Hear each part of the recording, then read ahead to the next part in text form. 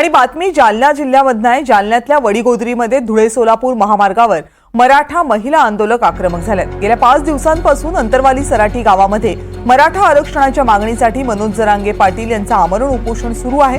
पण राज्यात असलेलं सरकार या आंदोलनाकडे लक्ष देत नसल्याचा आरोप करत आंदोलकांनी रास्ता रोको सुरू केलाय।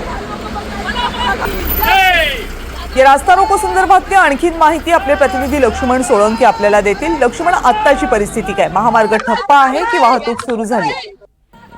कविता, आपण बघू शकतो की हा 3 ते 4 महिला आंदोलक आहे ज्या गेल्या 5 दिवसापासून मनोज जरांगे पाटील यांच्यासोबत आमरण उपोषणामध्ये सहभागी होत्या।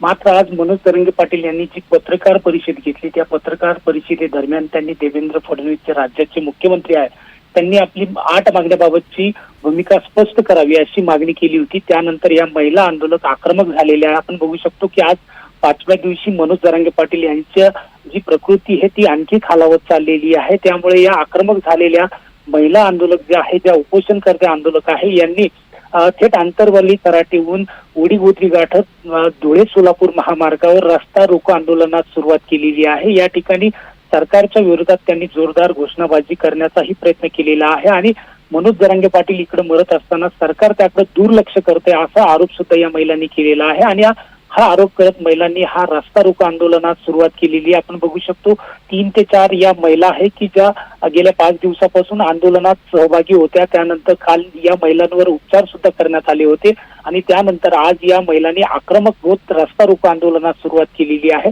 आपण बघू शकतो गेल्या 20 मिनिटापासून या महिलांचा या धुळे सोलापूर महामार्गावर रस्ता रोको सुरू आहे। अनेक गाड्यांना त्या अडवण्याचा प्रयत्न करत आहे।